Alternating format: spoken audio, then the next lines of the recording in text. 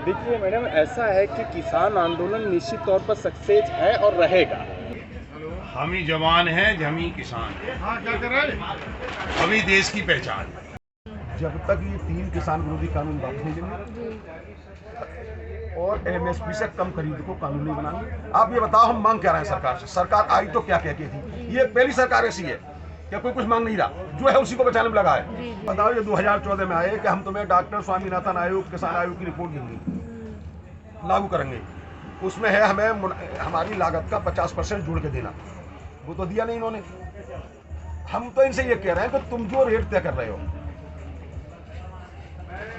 वही दे दो हमें। जो रेट तय कर रहे हैं वो हमारे लिए फायदे वाला नहीं है, हम कह रहे हैं वही दे दो। हम ये कहते हैं कि वो मूर्ख आदमी लोग हैं जो कि इसकी ताकत को समझ नहीं पा रहे हैं, या अडानी अंबानी की मजबूरी की वजह से वो लोग पीछे नहीं हट पा रहे। जब 2 रुपए की पानी की बोतल 20 में मिल रही है, यही अनाज हमारा अडानी अंबानी के यहाँ चला जाएगा तो 200 रुपये किलो मिलेगा। उन्होंने कहा, भाइयों किसानों, आपकी लागत का 1.5 गुना आपको देंगे, आपकी फसलों का 2 गुना देंगे, डॉक्टर स्वामीनाथन रिपोर्ट लागू करेंगे। 11 बार वार्ता हुई हमारी। सरकार की मंशा सही नहीं है। सरकार ने किसी लोगों से एग्रीमेंट पहले ही कर लिए हैं। ये सरकार प्राइवेट लिमिटेड कंपनी है, सरकार नहीं चल रही।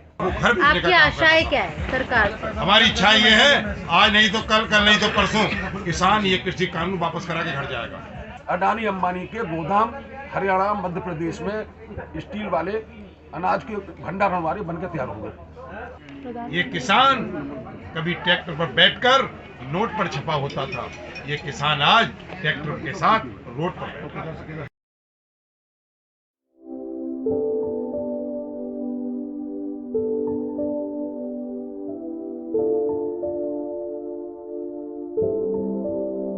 आज हमें शर्म आती है, जिस देश से हमारा मुकाबला किया जा सकता है, पाकिस्तान से कभी मुकाबला नहीं हुआ।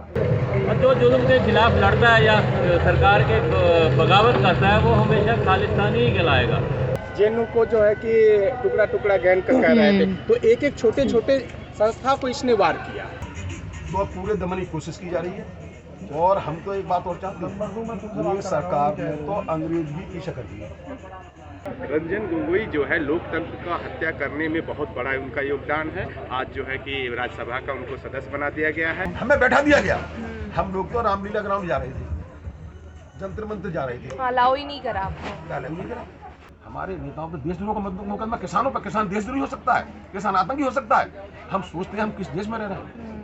नरेंद्र मोदी जी जो 70 सालों से बहुत सारी चीज़ों का निर्माण हुआ है उसको बिल्कुल धराशायी कर रहे हैं और दुरुपयोग कर रहे हैं लोकतंत्र के बहुमत का। ऐसे ऐसे लोगों पर नोटिस भेजे जा रहे हैं जो दिल्ली नहीं आए किसान।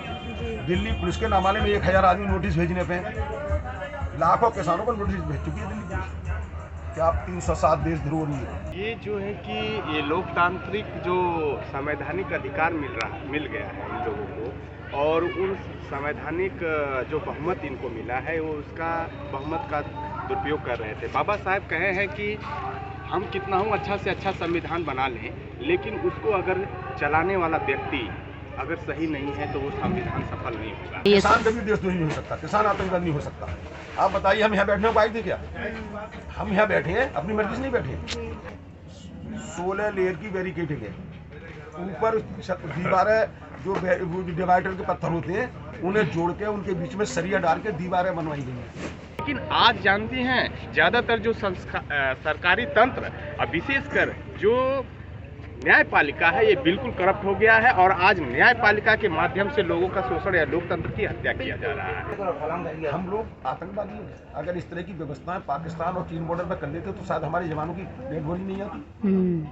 हमें तो कष्ट ही है कि हम ही जवान हैं और हम ही किसान हैं। जवान मरता है तो डेड बॉडी गाँव में किसान के यहाँ आती है, किसान मरता है तो डेड बॉडी वहीं जाती है। और हम लोग जब 26 जनवरी में गए,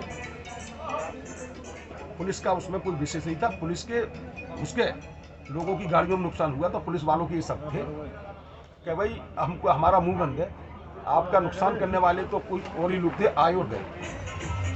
रंजन गोगोई जो थे वो तो आए थे लोकतंत्र खतरे में है, हाँ। लेकिन जब अयोध्या का जो डिसीजन आया उसके बाद ये लगा कि कितना वो करप्ट आदमी है। हाँ। ये जो हम फिल्मों में देखते हैं ना कि सरकार कोई और चला रहा है, आंदोलनकारी आए, उस भीड़ में गुंडे घुस गए, उन्होंने तोड़फोड़ कर दी, आंदोलनकारी नेता जेल चले गए, वही हमारे साथ हुआ। 100 साल प्रधानमंत्री मोदी की पार्टी और अमित शाह की पार्टी सत्ता में नहीं आ सकती अगर 24 घंटे यहाँ के चैनल ईमानदारी दिखा दें। अरे हाय रे हाय ये डेमोक्रेसी, सांप के मुंह में छछंदर जैसी, उगली जा